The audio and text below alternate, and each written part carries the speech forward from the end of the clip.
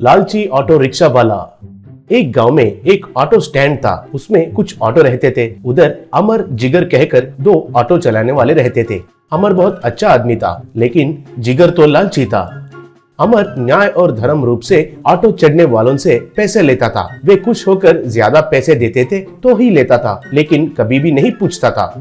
लेकिन जिगर तो कुछ न कुछ झगड़ा करके पैसे ज्यादा वसूल करता था। क्यों सर, इतना दूर आना पड़ेगा कहकर पहले ही पता चला होता तो नहीं आता था ना। मीटर के ऊपर और 100 ज्यादा दीजिए। क्यों मैडम, रास्ते में सड़क खराब है कहकर पहले ही क्यों नहीं बताए? अब पूरा घूम कर आना पड़ रहा है, पूरा 200 हुआ है, दीजिए पहले कहकर पैसे वसूल करता था।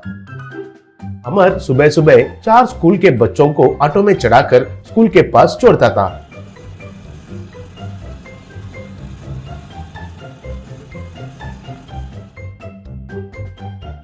शाम में उनको वापस उनके घरों में छोड़ता था। उसके लिए महीने में इतना कहकर उन बच्चों के माँ पिता अमर को पैसे देते थे।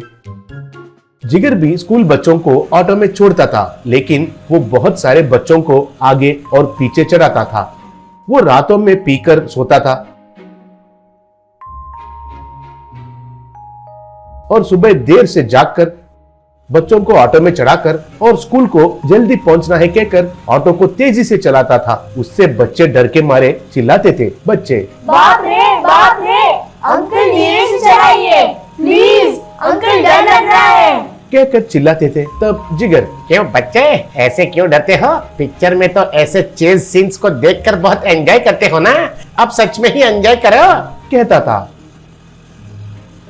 एक दिन अमर ऑटो में बच्चों को लेके जा रहा था। तब जिगर उनका ऑटो में बच्चों के साथ बहुत तेजी से चला रहा था। वो देखकर अमर, ए जिगर, आज वक्त में ही आ गए हो ना, फिर भी क्यों इतना तेजी से चला रहे हो? बच्चों को देखो कैसे डर रहे हैं कहा। तब जिगर, क्या रे, सुबह सुबह मुफ्त में सलाद देना शुरू किया? इनको जल्दी पहुंचा दिया तो और एक सवारी मिलता है ना। इतना भी दिमाग नहीं है तुमको कहा। तब एक बच्चा, अमर अंकल, ये जिगर अंकल तो हर रोज ऐसे ही तेजी से चला रहा है, आप उसे रोकिए अंकल, हमें बहुत डर लग रहा है कहा। तब अमर, अरे जिगर, बच्चे तो डर रहे हैं, मेरे बात सुनो और थोड़ा धीरे से चलाओ कहा। तब जिगर, जाओ रे जाओ, बड़ा है कहने वाले वो और तुम। अरे वो छोटे, चुपचाप बैठो, नहीं तो ऑटो में से बाहर फेंक दूंगा। कहकर जोर से चलाने लगा। एक रेलवे क्रॉसिंग के पास बिना रुके जिगर ने ऑटो से क्रॉस किया। कुछ ही पल में दुर्घटना से वे बच गए, लेकिन अमर तो ट्रेन जाने तक उधर ही रुककर बाद में ऑटो को चलाया। एक दिन उस गांव में एक नया ट्रैफिक एसआई आया। उसका नाम परमेश था। वो बहुत अच्छा ऑफिसर था और ईमानदार आदमी भी था। आते ही गांव में चेक पोस्ट लगाकर गाड़ियों का जांच करके फाइन्स डालना, बाइक्स को रोककर चेकिंग करके फाइन्स लगाना, बिना हेलमेट चलाने वालों को फाइन्स लगाना शुरू किया।